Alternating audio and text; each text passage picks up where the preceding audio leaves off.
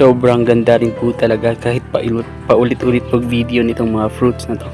Ayan, yung palaging may hinog na fig tree. Ayan. Dami talagang bunga nito. Ayan, ano ba?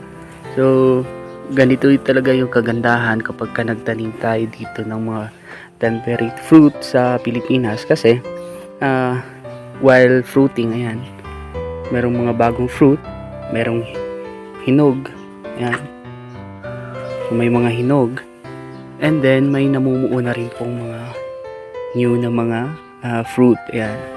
So pwede tayong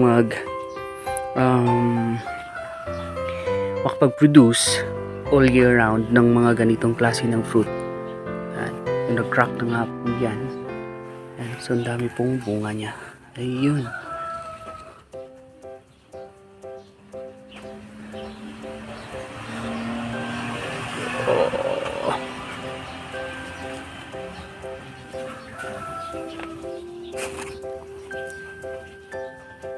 Ayan. So ito naman po yung isang variety, tinatawag lang Alma. Ayan,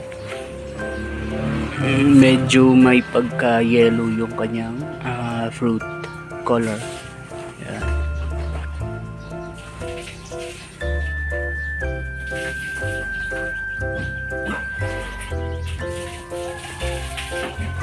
So yung figs po, kahit yung kanyang dahon, pwede nating i-dried and then pwedeng gawing tea. Ang lasa po nito is parang typical na rin po na tea. Ayan. So sobrang daming bunga. Ayan.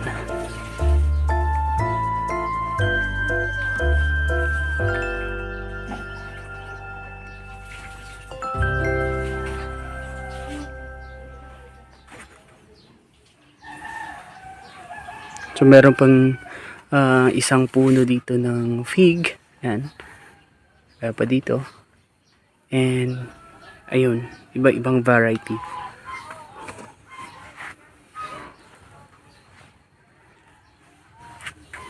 Ay, yan po yung mga figs.